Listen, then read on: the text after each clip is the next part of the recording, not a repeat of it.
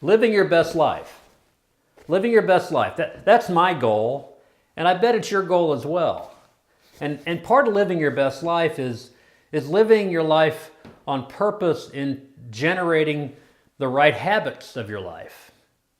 Acquiring better, good habits and getting away from some bad habits. I like to say that I have a habit of changing my habits. And as I look back over the past decade or so, there are a couple of habits that are fundamental to the way I'm living my life. And I've talked about these before, but number one is to become a reader. Turn off the television, turn off all the other distractions, and commit yourself to reading more often and reading good books. But number two, and this is even more difficult for people, I think, is to be a writer. Become a writer.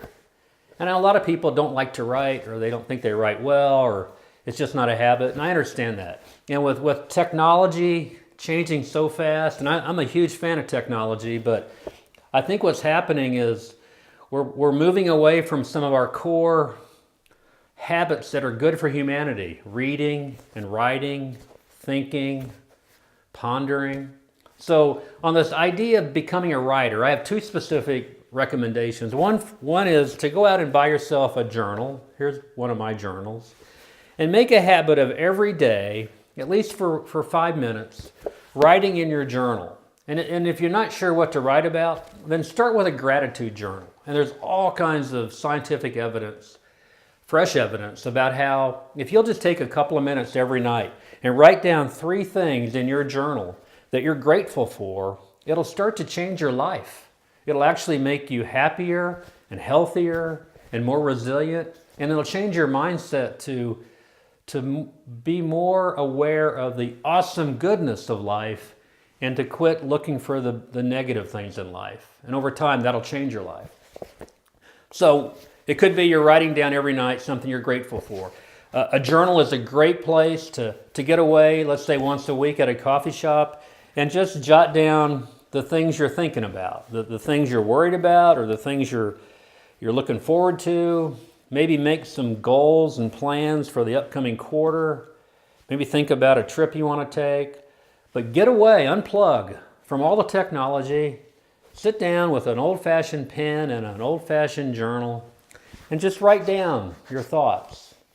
And if you do that every day, every week, every month, before you know it, it'll become a habit. And it'll become a habit that you enjoy, and it'll become a habit that will build the foundation for your life. Now, another recommendation I have for everybody out there is to write a book. Write a book. Now, it doesn't have to be published, and you're not writing it to make $1 million, although you might, but just write a book. It could be a book that nobody else reads. It could be a book you give to your children or to your friends or to your church. And it's so easy these days to self-publish.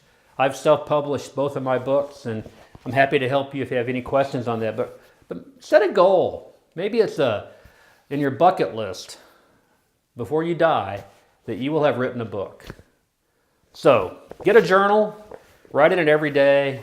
Think about setting a goal to writing a book. Regardless of what you do, become a writer. Move away from the iPhone and the computer more often and take time with an old-fashioned pen and paper and write down your thoughts. Over time, that will make a difference in your life. And little by little, that'll move you in the direction of truly living your best life.